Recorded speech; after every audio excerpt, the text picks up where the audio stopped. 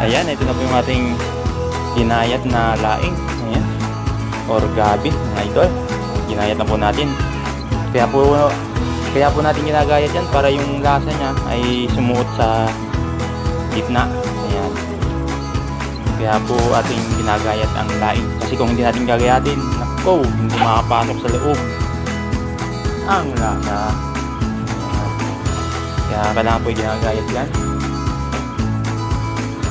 Saka meron na po tayo ditong binalot na mga idol kasi kanina pa tayo nagbabalot.